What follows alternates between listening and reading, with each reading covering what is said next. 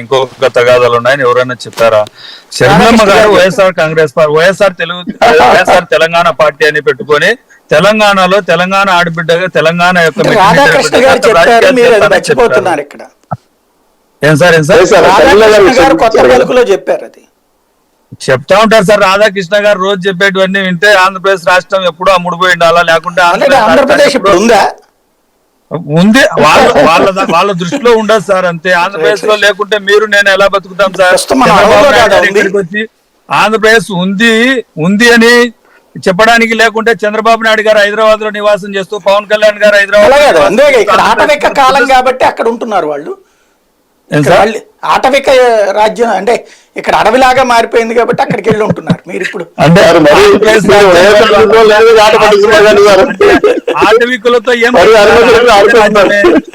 మీరు అనుకున్నట్టు ఆటవిక రాజ్యమే అనుకోండి, ఆంధ్రప్రదేశ్ రాధాకృష్ణ గారు చెప్పినట్టు ఆటవిక రాజ్యమే అనుకోండి. ఆటవిక రాజ్యంతో ఏం పని ఉంది వాళ్ళకు? ఇంకా తెలంగాణలోనే ఇది మారుద్దామని మార్పు కోరుతున్నారు ఆయన. చెప్తా ఉంటారు సార్ వాళ్ళ ఆలోచనలు ఎలా ఉంటాయంటే, ఎంతసేపు ఉన్నా వాళ్ళకి నచ్చని వ్యక్తి జగన్మోహన్ రెడ్డి గారు కాబట్టి ఏదో ఒక విధంగా దించాలని ఆలోచన. రైట్. ఇక్కడ పురుషోత్తం రెడ్డి గారు రెండవ పాయింట్ ఏంటంటే, ఒకటి షర్మిల ఇష్యూ ఒక ఎత్తు అయితే, ఇందాక చౌదరి గారు చెప్పినట్టుగా రకరకాలైనటువంటి ఎత్తులు వేస్తున్నారు. ఇందులో రెండవది పొత్తులు.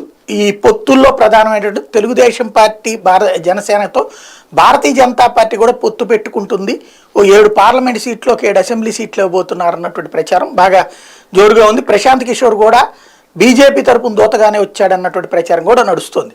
ఆ ముగ్గురు కలిస్తే ఏమవుతుంది అంటే, ముగ్గురు కలుస్తారా లేదా అనేది కిరణ్ గారు చెప్పాలి, బీజేపీ ఏం చేయబోతుందని. కానీ అనుమానం ఏంటంటే, బీజేపీ కలుస్తుందా లేదో తెలియదు, కానీ ఈ మొత్తం వ్యవహారంలో బీజేపీ ఏ పాత్ర పోషిస్తుంది అనేది మాత్రం అనుమానం ఉంది. ఏ పాత్ర పోషిస్తారో తెలియదు, కిరణ్ గారు చెప్పాలి. చెప్పట్లేదు.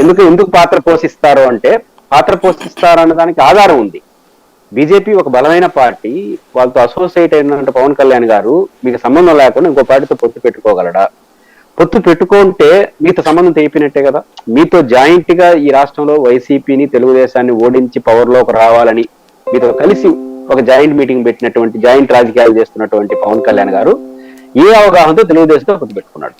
దీనికి పవన్ కళ్యాణ్ గారే కాదు, బీజేపీ కూడా సమాధానం చెప్పాలి. చెప్పకపోతే బీజేపీ బలహీనపడుతుంది. వాళ్ళు గమనించాలి. తెలంగాణలో చేసినట్టు తప్పదే. బీఆర్ఎస్ తో ఉన్నారా లేదా, మీరు ఏమంటారు కూడా మా పని మేము చేసుకుంటున్నాం, జనం పని జనం చేసేసినారు. అయితే బీజేపీ సెకండ్ ప్లేస్ లో ఉండాల్సిన పార్టీ తెలంగాణలో.